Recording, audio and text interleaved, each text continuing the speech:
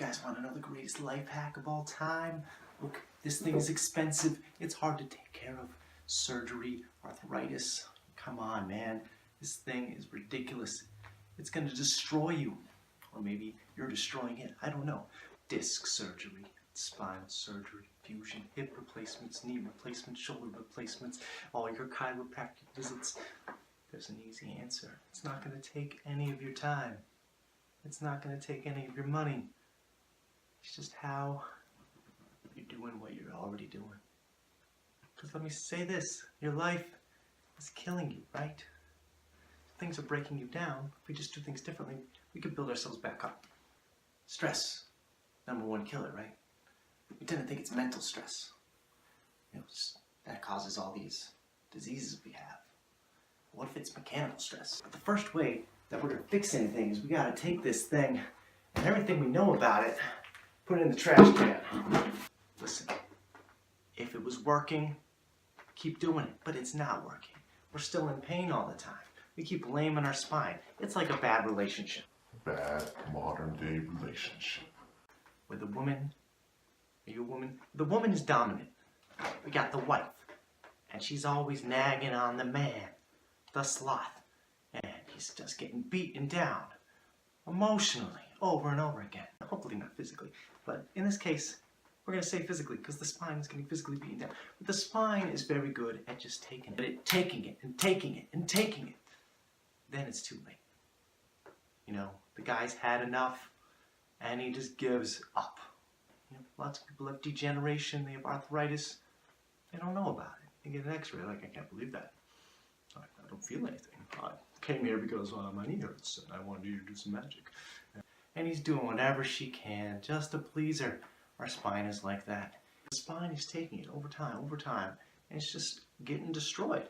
So what we need to do is have the man in the relationship be a man. He's not being a man. He's just become submissive to the wife. Because she's nagging all the time. He's just, all right, I'm going to do whatever you want. I was going to keep bending to your will. Bending being the key, because that's what we're doing in the spine.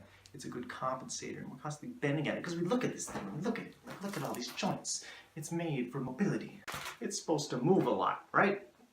Wrong. It's not. It has all these joints, because when we twist and move, we have to do certain things that we don't want to be pinching nerves. So we got nerves coming out at each level, so that's why we got all these joints for allow movement, okay? But actually it's supposed to be a stabilizing structure. Everything's supposed to revolve around it.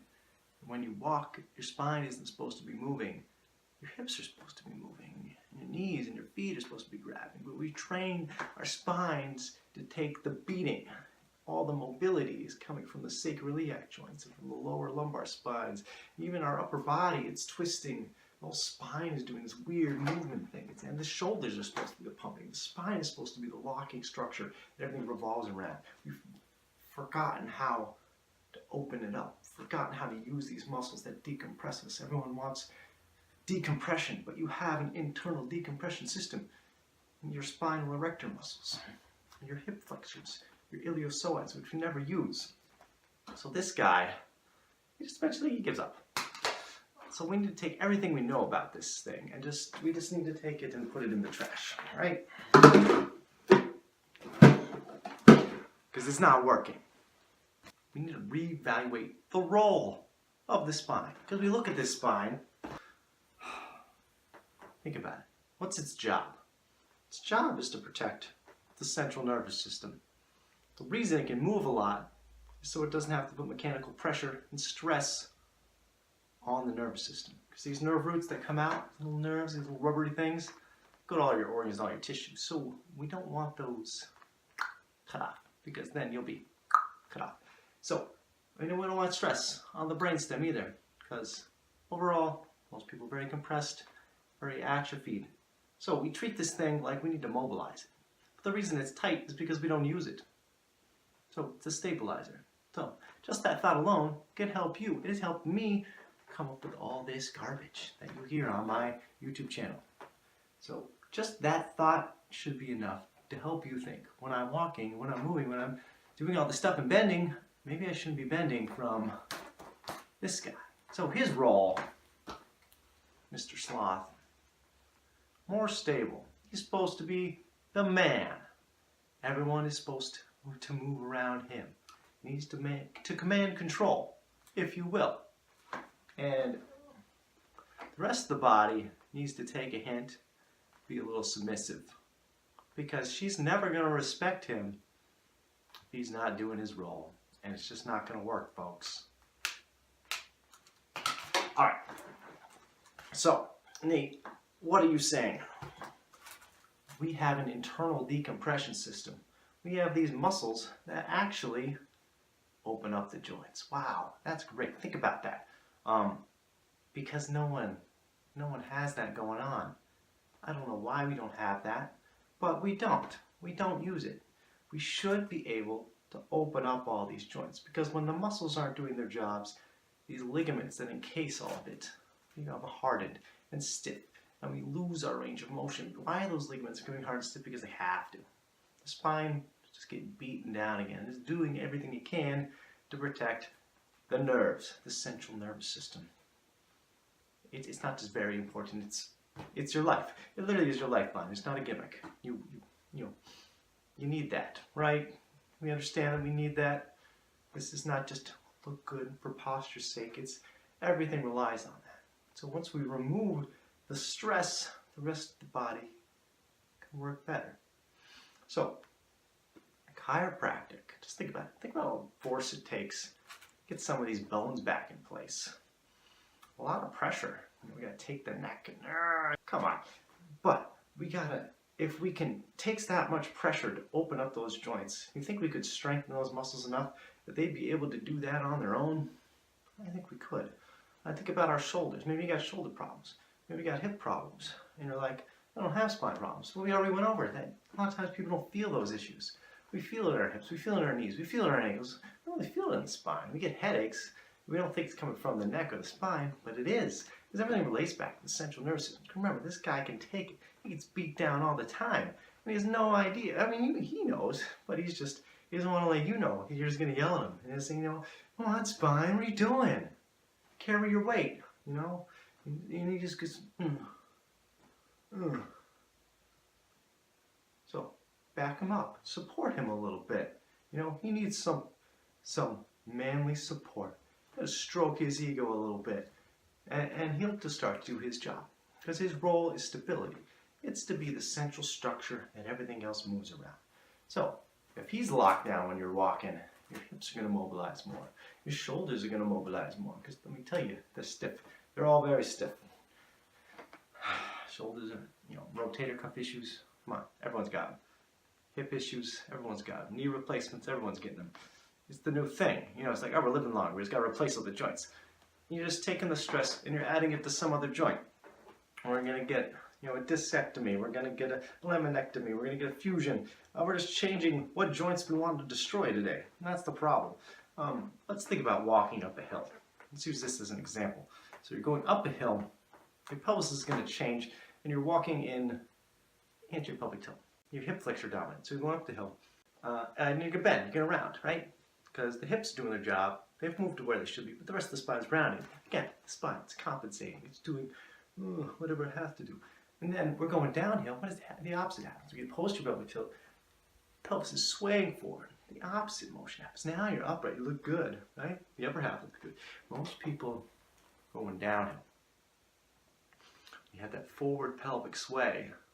Hips are forward, leading. Everyone looks good. They think they look good. Because they look like their shoulders are back. But they're not. You're just bending. You're bending right here with the spine. You're taking it and you're bringing it into extension. And you're just hanging out there all day. And the hips are way out here, and you just think that's normal. It's just not normal.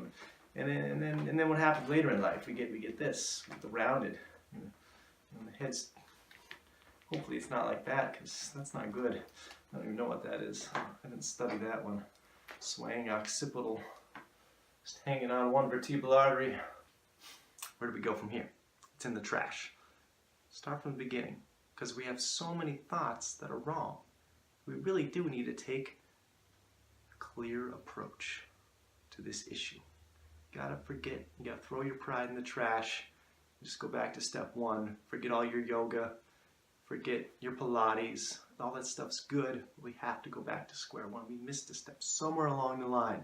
Anything we do now is going to be hurting us unless we relearn how to do things right. And then even the littlest of things can be beneficial instead of breaking us down. Everyone's like, oh, I got to exercise. But that's not what we need. We need to relearn.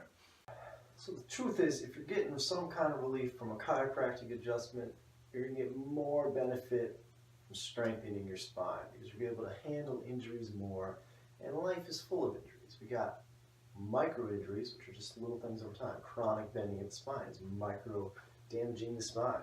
When we're not using that spine, we're losing it. Compression goes on the joints. It's all about lifting ourselves up. Our body's good at cheating. Spine is very good at just compensating, letting the woman push it around, right? It always goes back to that relationship. So we got to treat it with respect and let it do its role. So example one, going up a hill, people will switch to this kind of hip flexor motion. So we got the pelvic tilt. And I used to study this all the time because people are like, just put me in the right position, Nate. But you can't. You can't put somebody in the right position because they're just resting on this joint, or resting on this joint, or resting over here, here. So you just really know, because it just compensates. It's like some weird optical illusion. The only way is up. The only way is stop resting on your joints, start resting on the muscles. When the muscle takes the load, it becomes stronger. Anytime you put pressure on muscle, it builds back stronger. Joints build back harder. They become firmer. That's your arthritis, pre-arthritis. It might take 10, 20, 30 years to show up on an x-ray, but it will. And that stiffness is there. Whether or not you see it on an x-ray, okay? So it's just adding a calcium build over time, because that's what ligaments do. They have a great blood supply where they can build back stronger. They just harden. All right, so going up a hill, we're here, right? We rounded the spine to get up there. We go down the hill, we come back. Most people are in the down the hill stage. The pelvis is leading, and people are like, oh, they look pretty good. But when you lay on the table, you're forced to be here. Everyone's got that kind of rounded hump in the middle of the back, that bending at the spine, the compensation that's happening. So we got to remove that bend. We got to remove that compression. We got to remove that extension on the neck. It's all about prying everything open. You can think about taking your tailbone away from your head. So just standing can become a great exercise. So most people, the femurs are turned out with that pelvis coming forward until we get older in life, and then we kind of come here. But let's start here, because hopefully most of you are here. It's easier to correct. Femurs are back. They're externally rotated. So, grabbing the floor with your feet, keeping your knees, you're going to create an arch with your feet. Grab the floor. You don't do it enough. Arches are weak, everything else is going to be weak.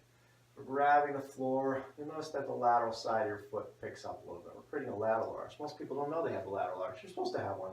Everyone's always thinking about the medial arch. You got a lateral arch too. We're grabbing the floor, and we're lifting up that lateral arch. Next thing, you're going to keep your knee in line with your heel. So, next thing, taking the hip back. So most people are like, okay, you want to move my hips back, we lock the knees back. So no, we're going to keep that knee there, and the hips are coming back. Ooh, Nate, that's tough. You notice the feet really have to grab. Nate told me to grab the floor for a reason, because otherwise it would have fallen over, right? So that actually corrects so much in the spine, just right there. But there's more steps. Keeping the knee in line with the heel, pelvis shifts back. This is hip flexor engagement. Now, some of you might notice that you're here and you're rounded. So now, keeping that locked, everything you've got ground up, you're going to keep, and you're just going to bring that up a little bit. Keep those abs, your diaphragm tight, your hip flexor engaged, and now you're lengthening your spine. Another way to think about this is bring your shoulders back. Both shoulders are turned forward, so that's internal rotation of the shoulders, whereas the hips are external. So we can see the disconnect. They're both doing opposite. So you need to do opposite. So I've created that internal rotation of the hips, external rotation of the shoulders. And that really helps pry me up as I'm lengthening. What should be really hard to do, make sure you got this right, is if you're locked down, it should feel so hard. Get your hands together. If that's easy, if you don't feel like you're trying to squeeze the world together, and you're not doing something right. Get those fingertips together. It should feel like you just climbed Mount Everest. I'm shaking like crazy just to do it. And I'm exhausted. I'm out of breath. I'm sweating just from that. So think about doing that when you're walking. Think about those little things. Think about that lengthening. That's all you have to do. You're already doing this stuff during your day. Try it in a chair. Try it when you're on the computer. Anytime you got a chance, when you're walking, try it. So exhausting because I'm pressing up against all those restrictions, lifelong built up restrictions, using that muscle that's never been used. And it's going to become harder the more you do it because right now you have no stability, you have no strength in your spine. So just pressing up, just press up for a week. Try those steps for a week. Just press up and see if you can get anywhere. See if it starts to become harder. See if you start feeling like cramps. You're like, oh man, what is that I'm pressing up against? Try to take some deep breaths while you're there, keeping that gut in. That's all there is to it. This guy's important, isn't he? So, what if I told you you could do something about it without wasting any of your time or your money? And you don't have to see this guy. Well, except for the rest of this video.